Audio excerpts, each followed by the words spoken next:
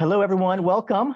We will be starting in about 60 seconds. We're just waiting for some people to join us.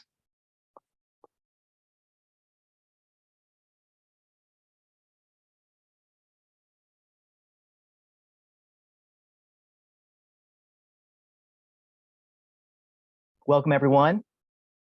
Good to see you. Thank you so much for joining us.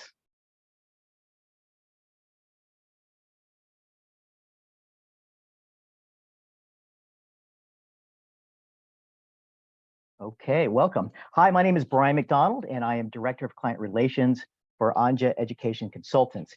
And I'd like to welcome everyone to the webinar today, where for the next 20 minutes, we will be sharing our key insights and best tactics for college admissions. Then we're going to quickly give you a couple of options if you'd like to meet with us privately to discuss how we might help your individual situation. And then the balance of the time is for okay. I'd like to introduce the president of Anja Education Consultants, Anjali Maazel. Anjali is a former Princeton University interviewer, a TED Talk speaker, and college admissions expert. She is also the proud mom of a thriving 24-year-old, now in grad school. Anjali has helped hundreds of students get into their top perfect match schools, including Yale and Stanford, Johns Hopkins and Vanderbilt, Swarthmore, and UT Austin, to name just a few. Okay, thank you again for being here today, and it's over to you, Anjali. Thanks so much, Brian.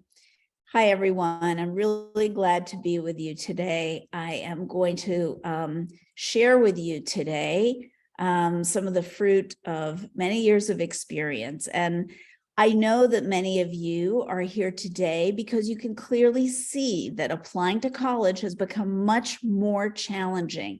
And many of you are probably feeling some combination of excitement and anxiety. So let me first begin by just acknowledging that I truly understand these feelings as a parent and as a professional. And by the end of this talk today, after I outline the specific challenges and solutions, I think that you are going to be feeling not only much more clear and in control of this process, but also more confident, more aligned with what you truly want. So I'd like to start by telling you a story. I grew up in New York City and went to an extremely competitive high school. Just to give you an idea, I had about 5 to 6 hours of homework at night and really felt oppressed by it all. I did well despite all of that, but I couldn't wait to get out of there and go to college. My senior year in high school was truly bizarre. My classmates and their parents got together and offered me cash to withdraw my applications after I was admitted early action to Yale. Now, apart from the really unsettling feeling that this gave me, I had not decided if I really wanted to attend that school. I wanted to see which other options opened up for me in the spring. And as it turned out, I ended up going not to Yale, but to Princeton instead. But this experience left me feeling really ill at ease. And so when planning my own son's education, I was determined that he would not suffer the kind of crushing, toxic academic atmosphere that I had endured, which I did not feel served me well in the long run. I wanted my son to be happy first and foremost. And also, of course, I wanted him to be successful. But how to strike the balance between those things? So the difficulty started with choosing a high school for him.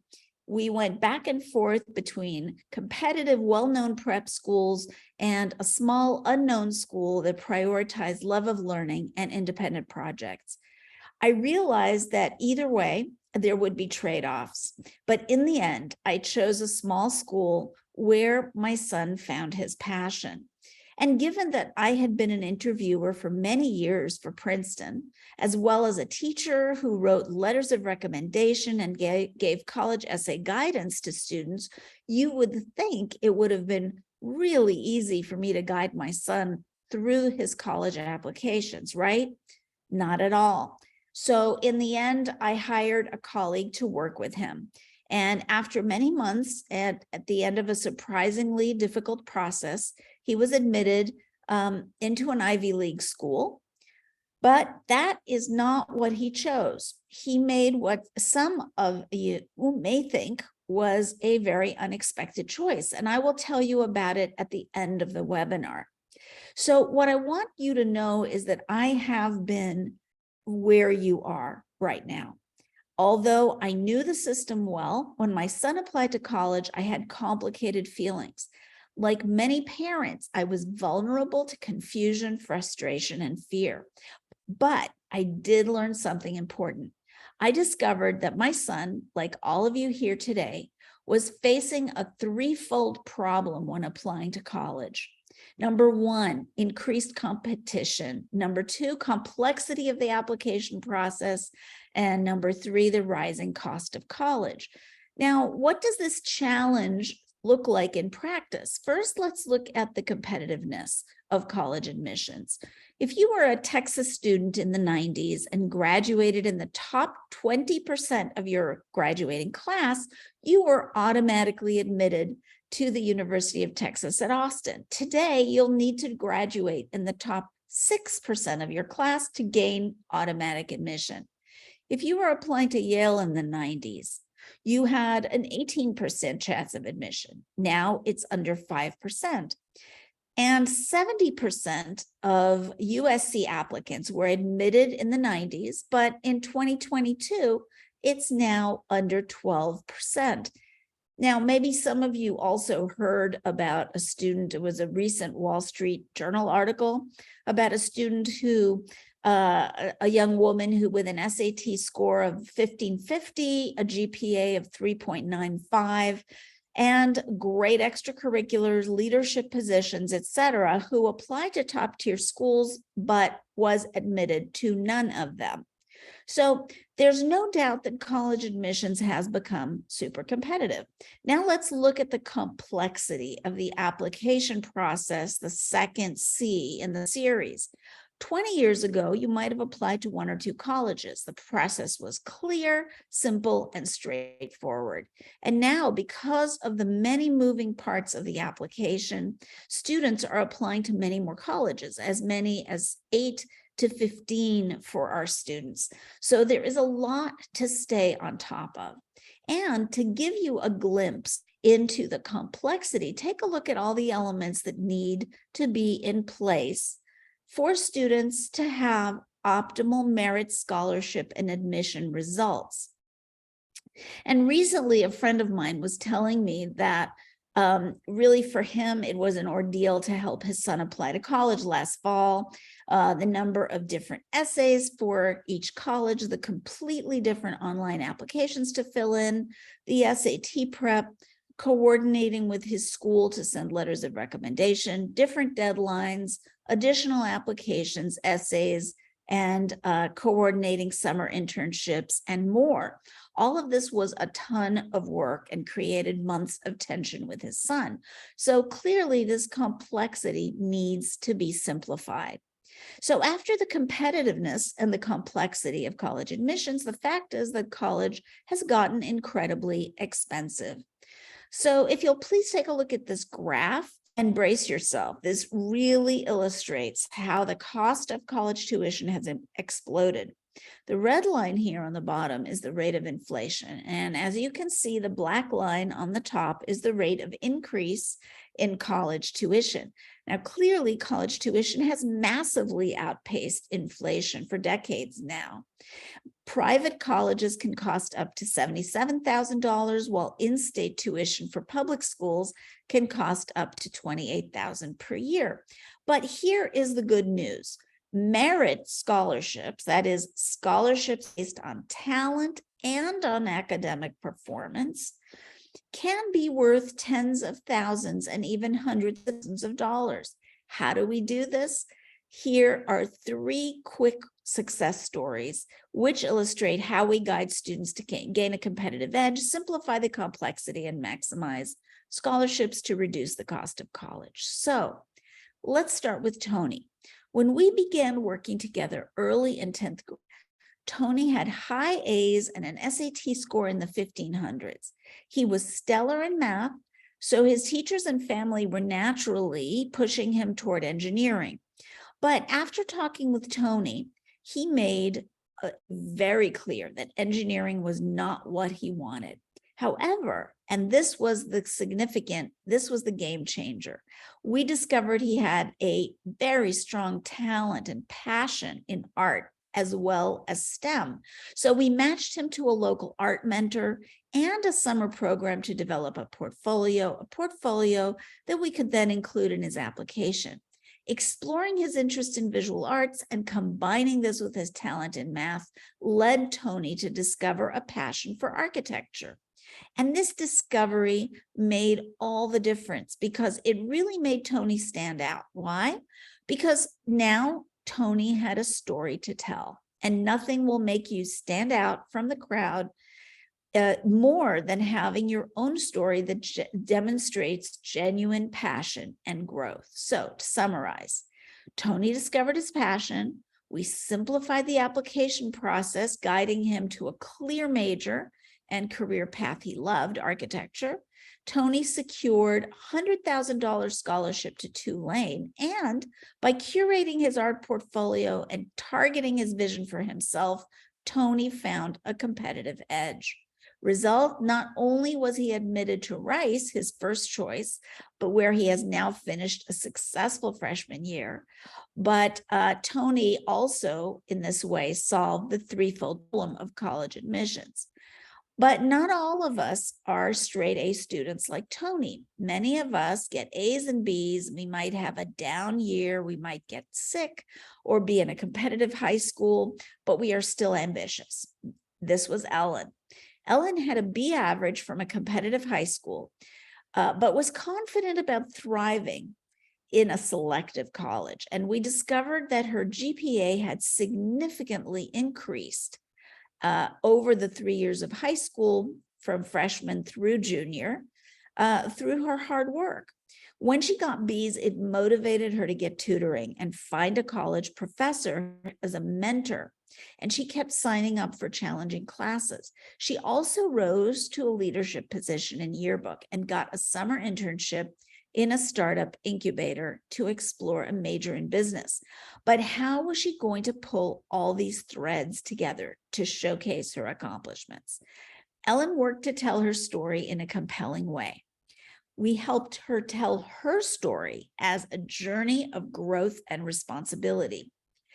Ellen demonstrated through her essays and applications how she learned from setbacks and how these setbacks led her to develop and improve the areas that needed strengthening. In fact, these setbacks became assets. And maybe you or your child are like Ellen. You discovered a specific passion halfway through high school. Maybe you began to excel by the end of junior year, or maybe you are a straight A student who has a clear major in mind from the start. In any case, you may not recognize what is exceptional about you, but everybody, and this is my experience, everybody has a powerful story to tell. And you need to tell your story in a memorable way about your passions, your challenges, your successes.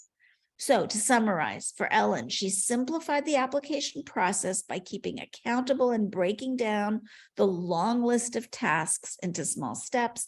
She submitted standout applications, and she eventually received 12 scholarship offers ranging from $20,000 to $100,000.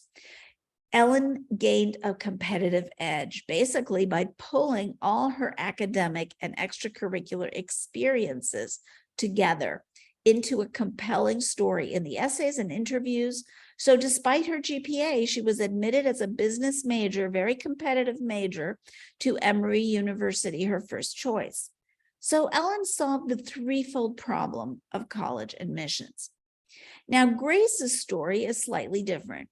She had a mixtures of A and B's, no test scores, and had a remarkable singing talent she needed to showcase.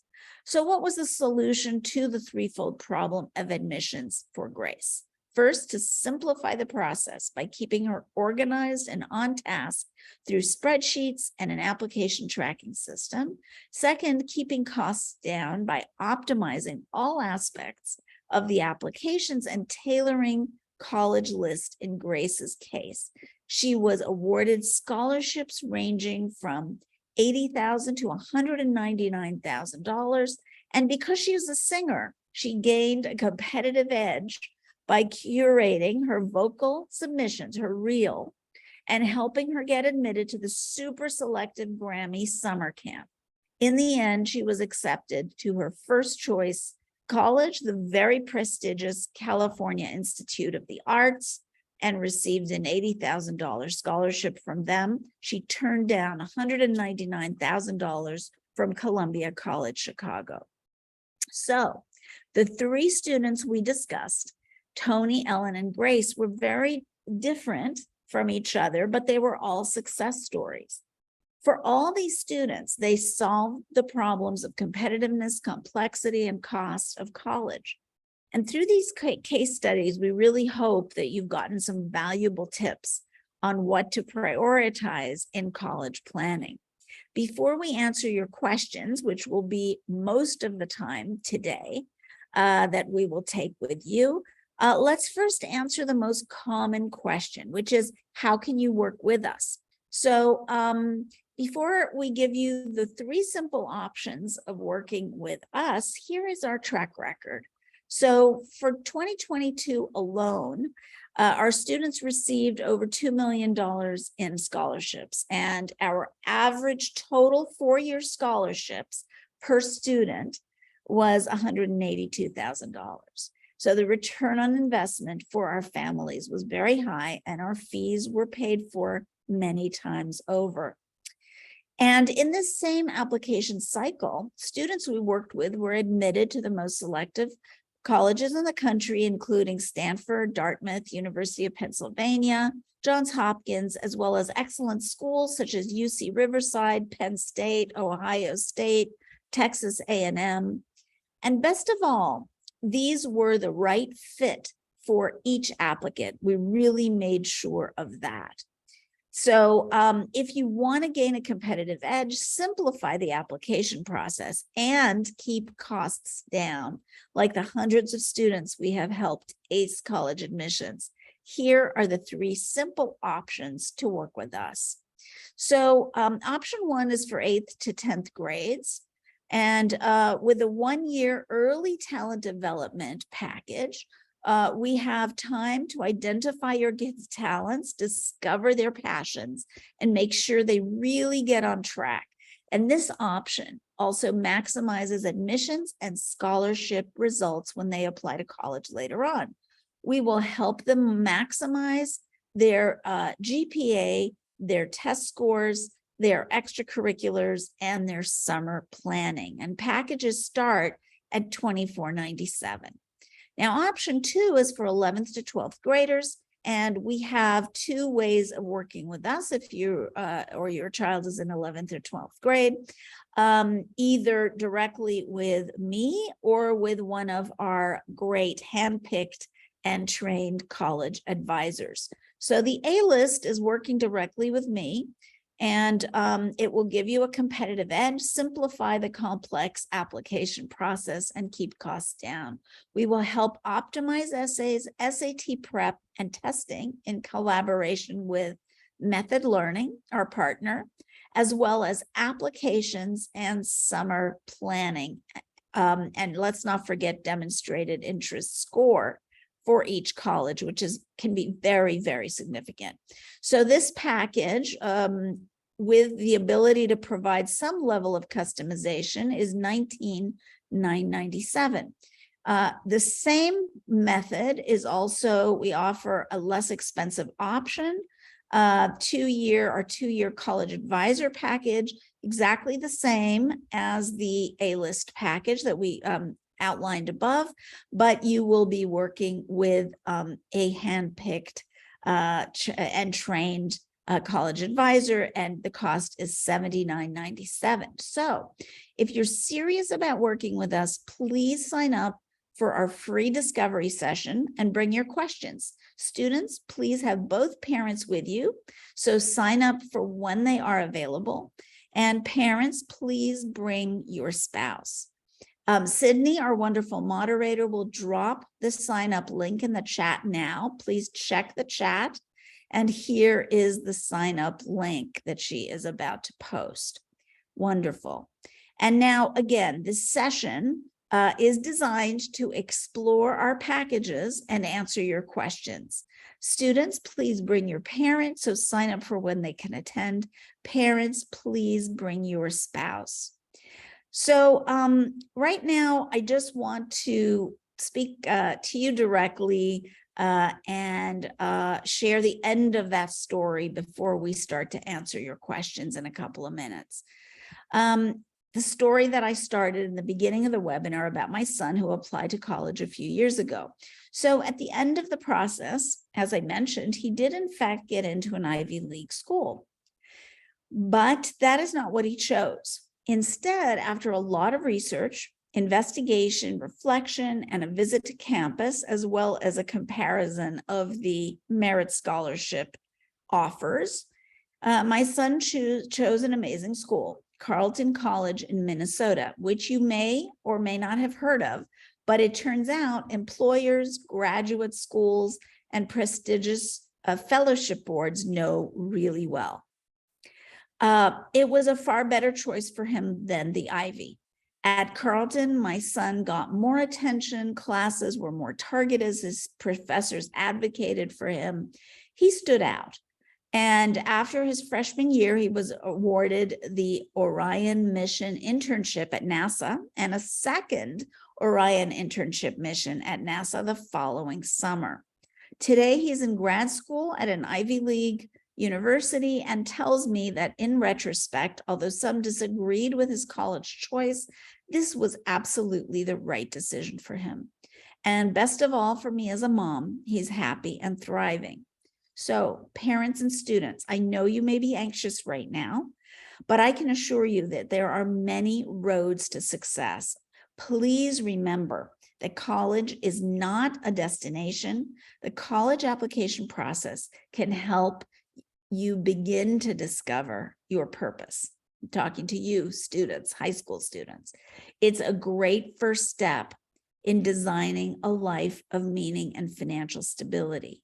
But if you do it in the right way, in a way that enhances your excitement about your future, not that narrows your options and tells you there are only 10 schools in the country that are worth attending.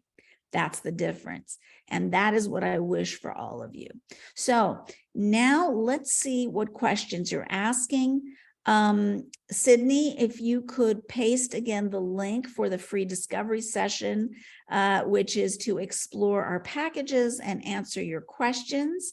And then students, when you sign up, please bring your parents.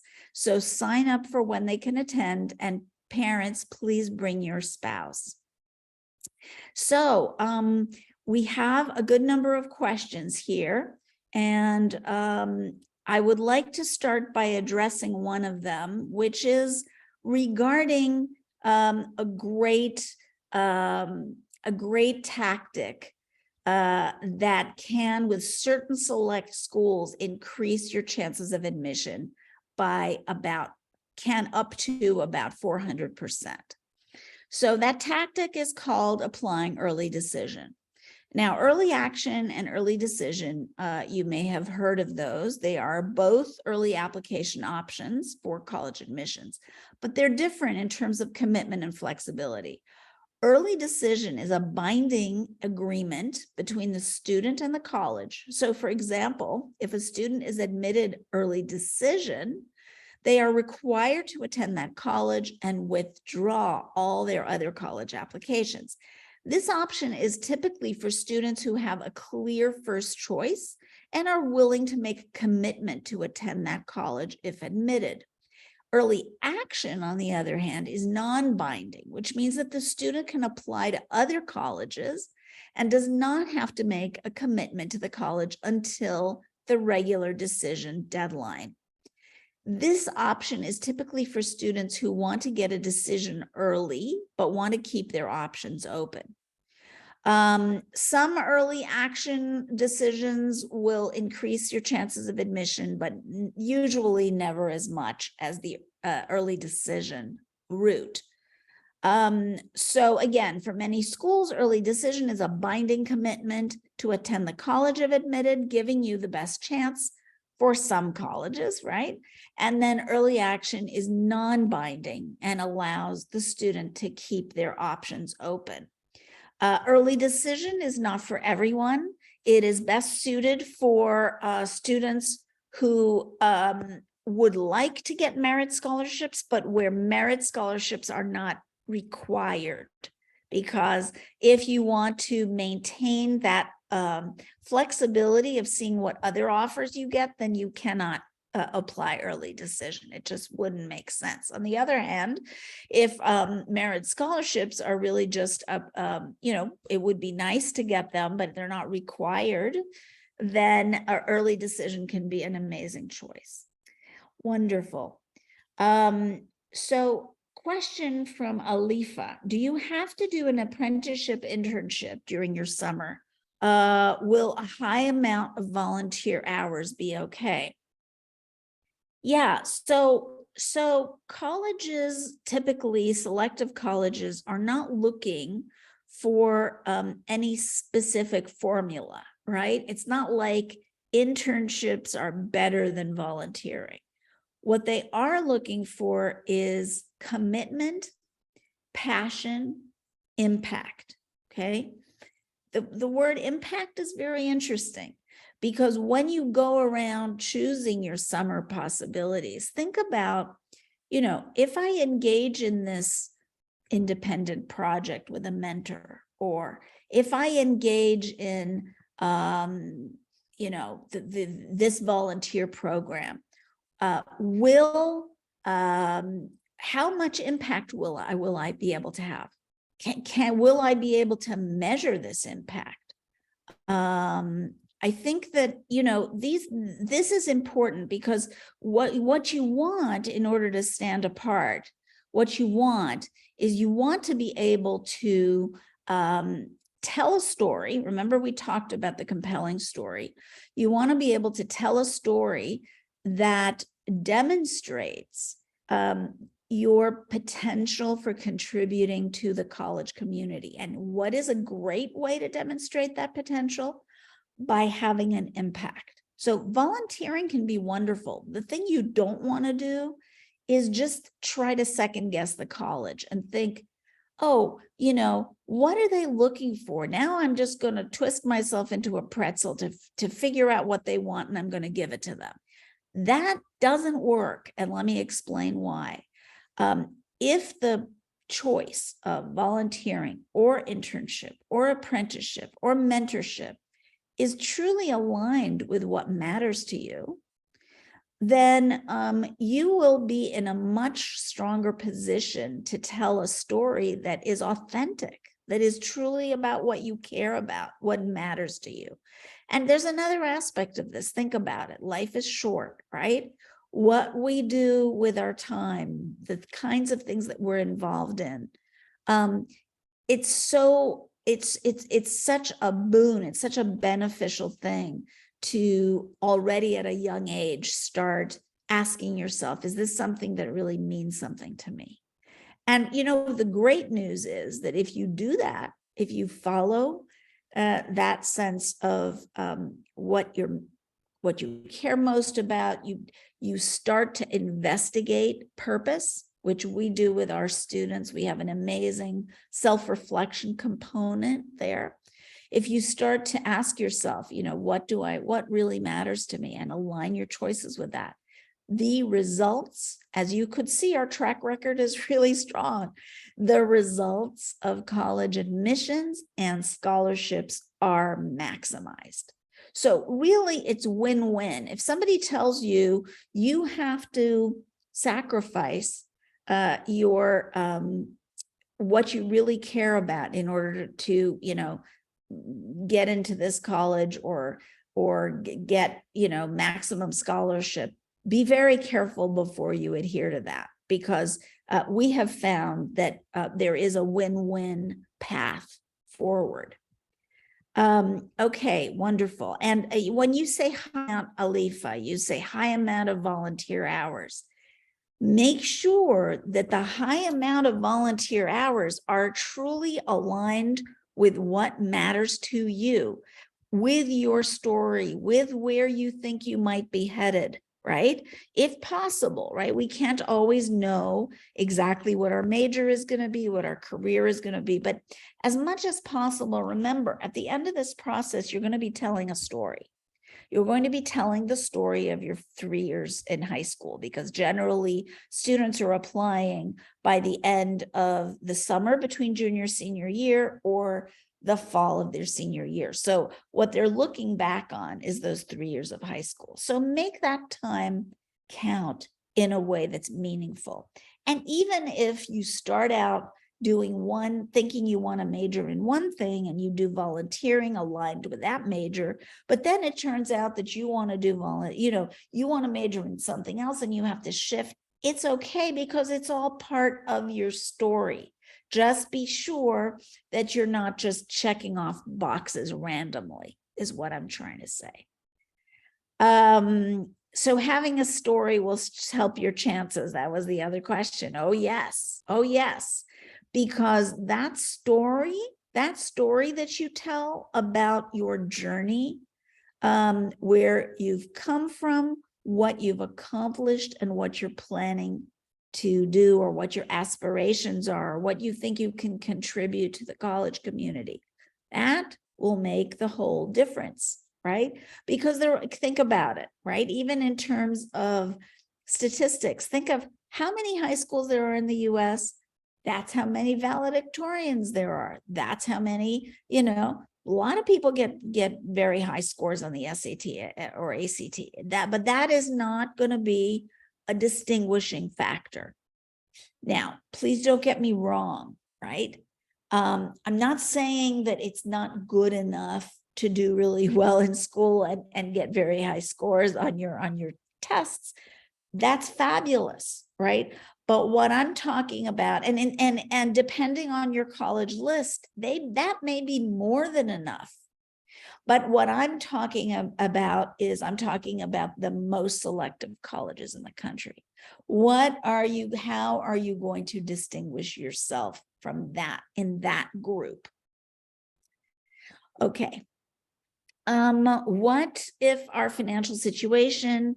Yeah, so, in terms of working with us, we always have a way to help. We have payment plans, we have all sorts of things. So don't worry about that. We can help you to work something out. As much as we can, we will help for that to happen. Now, can I apply for a scholarship if I have a 3.0? Yeah, that's a good question. So, some scholarships out there, generally, those will be scholarships that are not offered by the colleges. But there are scholarships out there that are more interested in things like community service, leadership. Each college has merit scholarships. Some of them are based on grades. Most of them are going to be based on academic performance. So GPA, test scores. But there are a number of college-sponsored scholarships that are offered directly by the colleges that are more interested in these other contributions that you have made in high school and that you will make. Generally speaking, there kind of has to be either one or the other, ideally both together. Now, having said that, those are the college-sponsored scholarships. Having said that, there are a couple of other factors going on. So don't immediately think, oh, I have a 3.0, I'm never going to get a scholarship, right? It depends. It depends. While I can't give, generic advice about what that would look like, keep in mind that there are also third-party scholarships if you look at scholarships.com or fastweb.com, you'll see a huge list of third-party scholarships, and some of them don't even require, the transcript or the grades. However, those tend to be, generally speaking, they tend to be smaller scholarships, so you'd have to add them up to have a big impact. But do keep an open mind and do the research before you decide, oh yes, I'm going to get this scholarship, or no, I'm not going to get that other one. So the sites, yes. So you asked about scholarship sites, as I said, fastweb.com, scholarships.com can be great. There are some other ones. But then it just takes a bit of time. The way we work with our kids is that we recommend you focus where possible on the college-sponsored scholarships first, right?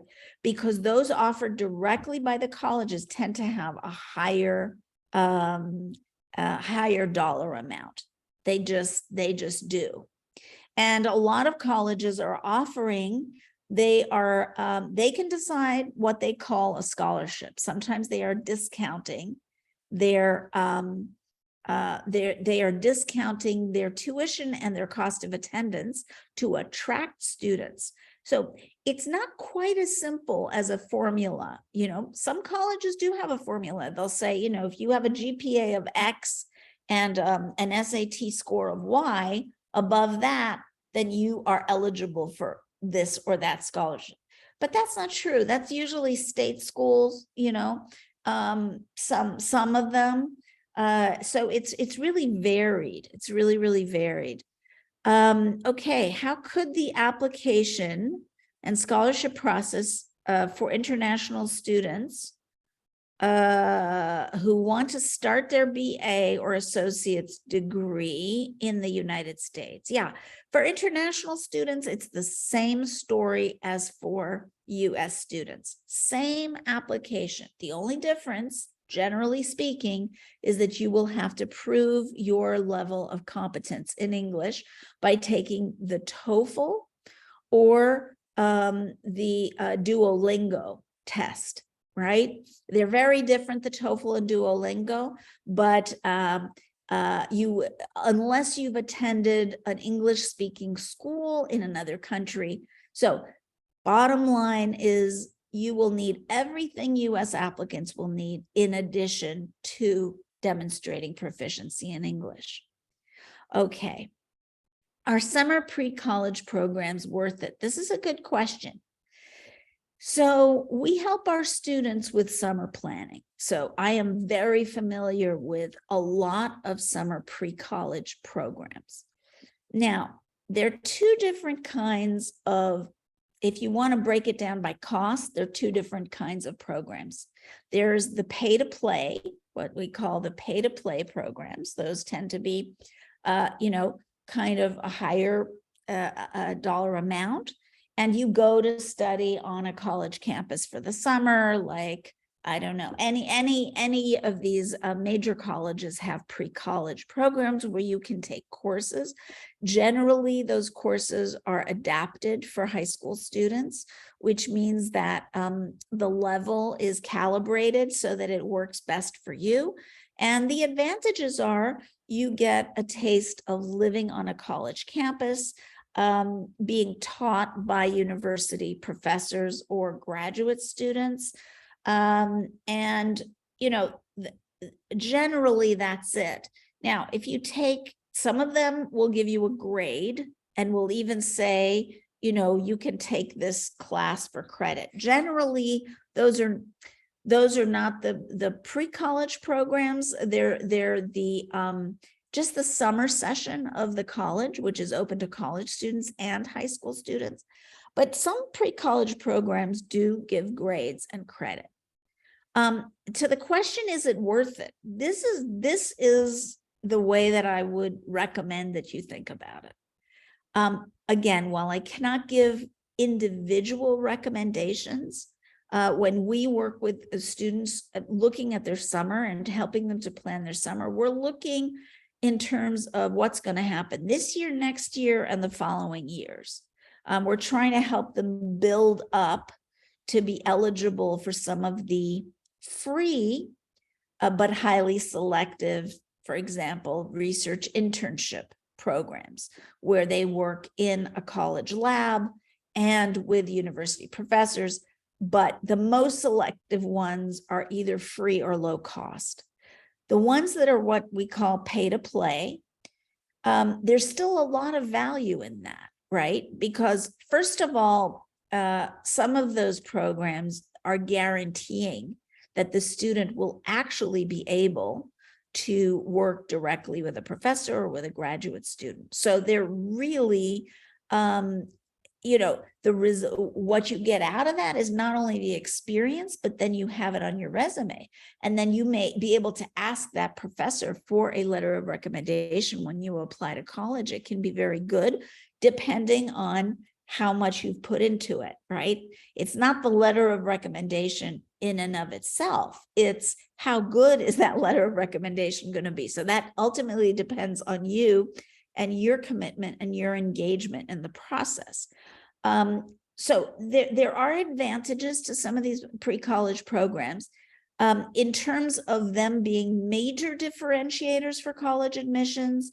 That's not how we see it. We do see that they have a value for the student to understand the direction that the student may want to go in. So if you're, for example, considering several majors, you may want to have, and you have a few years ahead of you, you may want to have take, courses in one of those areas and another of those areas, be able to compare and contrast.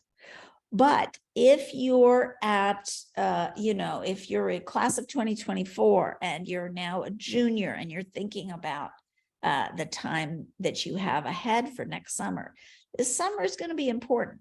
So when we work with students, it's very individualized, and we help them truly understand what would be best. Would it be a mentored project, one-on-one? Would it be a research internship? Would it be another kind of internship? Would it be an outreach project, mentored outreach project? So we have a couple of partners we work with who help with mentorships, and we only work with really the top programs in the country that are, that are vetted, and we trust them. But deciding, am I going to spend my time, my summer volunteering if you're a junior? Am I going to spend my time volunteering? Or am I going to spend my time, having a mentored internship? Am I going to work in a lab? Am I going, there are a lot of different options. Now, sometimes students don't have 10 million options. They have to get a job.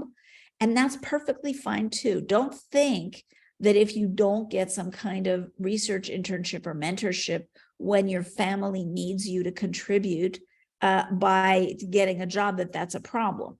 It's not a problem at all, because colleges are looking at your application in the context of your socioeconomic situation, of the needs of your family.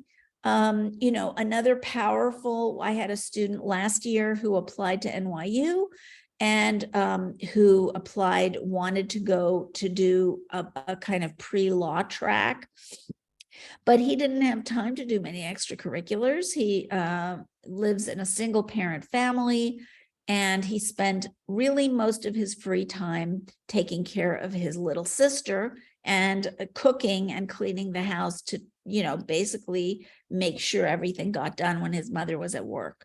So, and it worked out great. I mean, he wrote an amazing essay about that and was admitted to the program that he wanted. So we've seen, it really depends on your story. That, again, is why I'm talking about personalization. It's just super important to be sure that your choices are aligned with the needs of your family and your own path and your own goals and your own values. It's super important. Are colleges interested in weighted or unweighted GPAs?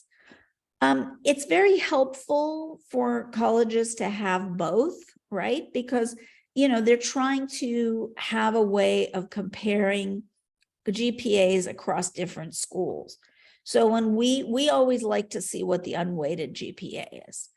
In fact, if you can calculate your core subject unweighted GPA, that could be very valuable. Colleges usually will look at both, they're trying to work mostly with unweighted so that they can equalize the playing field across different schools. But they also want to know what the weighting has done for your GPA, because clearly if you have taken very rigorous classes, then it is going to be very important for them to understand that through a weighted GPA. Okay, so how many hours of support are included in your fee? Does it vary by who supports, right? So we don't count hours. If you're working with us, we have a job to do. And the job is, we have certain milestones, right? That job needs to be done. So we need the job to be completed, right? We need your summer to be planned. If you're a junior, the whole application process from A to Z. If you're 9th or 10th grader, making sure that your class choices for next year are in line with what you really want. There are a lot of different little milestones. Those are spelled out, and we're sure that they get done. For some students, it takes more time. For some students, it takes less time. Doesn't matter if you start in January, if you start in September, you're still going to get the job done. It's just, is it going to be more compressed in time, or are you going to have a longer runway? Where possible, having a longer runway is always better because it's less stressful for the student. And we're not charging by the hour or depending on who is working with the student. It's an all comprehensive fee. Yes. So will SAT scores and regents matter a lot? This is a good question. This is a very important question. So at this point, most colleges, not all, most colleges are test optional. What does that mean? That means that if you submit the scores, the colleges will look at them. But if you do not submit the scores, they will still consider you for admission. Now, how important is it? I was just in an admission session with Colgate University admission people. Colgate University is a top-ranked liberal arts school in the US. And they were saying that roughly 50% of the kids admitted last year did not send in test scores. And this is the trend, right? More and more colleges are remaining test optional even after the whole COVID situation. Now, some colleges have brought the testing back. For example, University of Florida, for example, MIT, for example, Georgetown. There are some schools that have gone back, but they are really more the exception than the rule. Now, can a high test score be helpful? Yes. And what do I mean by high test score? You've got to compare your test scores to the mid-range of test scores for the schools that you're applying to. So yes, of course, a perfect score in a perfect world, that just takes away all the problems, right?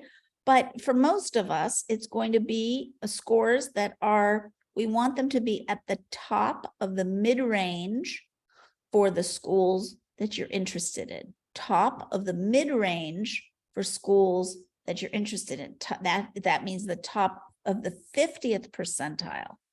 The 50th percentile means students, 25% of students got admitted with scores above that range, and 25% of students got admitted with scores below that range. but most of them were in that range, right? 50%, that's 50% of students admitted were between a range. So it really depends on the college list, right? And the good news is, if you're not a great test taker, but you have a lot of other things going on, you've got strong activities and good grades, et cetera, I wouldn't worry about it too much, However, we are still recommending that all students prepare for either the SAT or the ACT.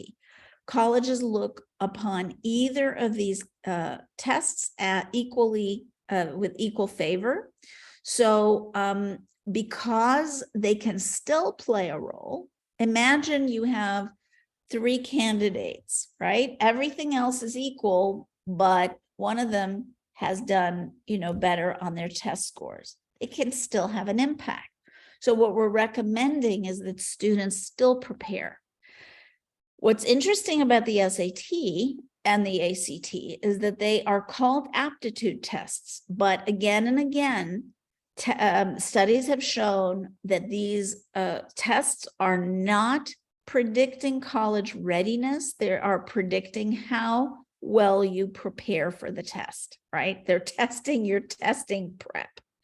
So therefore, if we have seen students who work with our partner, up their scores 150 points on the SAT, 200 points, or, 4 to 6 points on the ACT. So these are tests you can study for.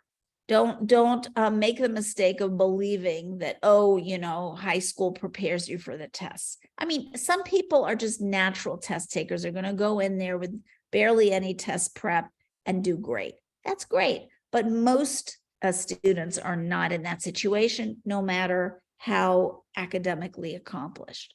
So because of that, we really do recommend the test prep. And then once you've done the test prep, you've gone as far as you can go. Once you get your highest scores, you can make that decision. Am I going to submit them? Am I not? And if you decide that they are not going to help you, your college list may change, because you may end up deciding not to apply to schools that require the tests. So I hope that has clarified it. And then, can you apply to one college early decision and early action to other colleges? Yes, you can. Now, as long as it's not restrictive early action. So like Stanford and Princeton have something called restrictive early action, which is basically they're saying you may not apply to other schools' early action except for them, right? And you may not apply to a school early decision except for them. The only exception is if you have to submit an application early in order to qualify for a scholarship. They have, at least Stanford has made that and usually that's the case, right? So they're not trying to penalize you by telling you you can't apply for scholarships to other schools. Again, for those who did not hear that at the very beginning, when I made the distinction between early action and early decision, early action is non-binding, which means except for even restrictive early action, right? Even restrictive early action like Stanford and Princeton, not binding. If they admit you, you are not obliged to attend. Early action, on the other hand, early decision, on the other hand, is binding. So if they admit you early decision, then you commit to enrolling, no matter what their proposal is for financial aid, for scholarships. So again, this is a great option to enhance possibility of admission, sometimes up to 400% for some schools, because now some schools are building their freshman class in great part through early decision. That's how they're kind of hedging their bets, the colleges, because what colleges care most about for their financial well-being and for their for a number of other things, including U.S. News and World Report rankings. They are looking at yield. Yield is the percentage of students admitted who actually enroll in the college. The percentage of students admitted that actually enroll in the college. That means that they are really, a lot of these schools, Tulane is one of them, they are just filling up. The difference in admission rate between early decision and regular decision is enormous, right? It's like 3-4 times easier. But again, what that means is it's a trade-off. You're saying, yes, I'll commit. Yes, I'll get the advantage. And by the way, not all early decision schools have that advantage, right? Not all early decision schools. Some do. But what you're saying is, we'll take that boost in admissions in exchange for committing to attend, regardless of what the merit aid package is. So it's kind of, you're kind of taking a gamble. And yes, so international students tend to struggle with the English portion of the SAT. That's generally what I've seen over the years. That's something that if you can distinguish yourself by practicing and preparing, it can really set you apart. And I think that for an international student, it could be a real boost to the admissions process to have that. I have had students who did not do that well on the SAT who applied test optional. I had a British student last year who is now attending Boston University, very selective school, that did not submit her SAT scores. But again, we have to make those decisions. That is a very personalized and tailored process, because the strategy that works for one student may not work at all for another student. It may be radically the opposite thing. And not only that, but within a list of colleges, what works for college A for one student may not be the right strategy for college B. And I'm not just talking about whether to submit SAT or ACT scores. I'm talking about which major to select even. So to another answer to your question about the SAT or the ACT, one thing that is very helpful in deciding this process is something that we give to our students, which is a diagnostic test that actually will predict whether the student is more likely to score higher on the SAT or on the ACT. There are students who take both of them. There is absolutely no reason to do that. In our experience, it's much wiser to pick one test where your likelihood is higher and then really prep that one as far as you can go. And then the other thing that's interesting is that those two tests, the SAT or ACT, they're very different one from another. The SAT rewards your ability to handle trick questions, whereas the ACT rewards speed, right? But you're not going to know for sure until you take the diagnostic, right? You can have that in the back of your mind, and that's an interesting guideline, but it may not completely give you the full perspective.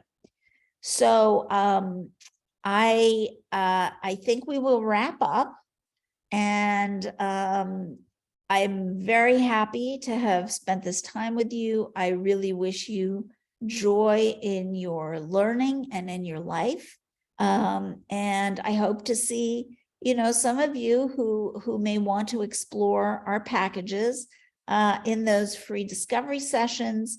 And of course, you have also our contact information. Really look forward to connecting with you soon. Take good care.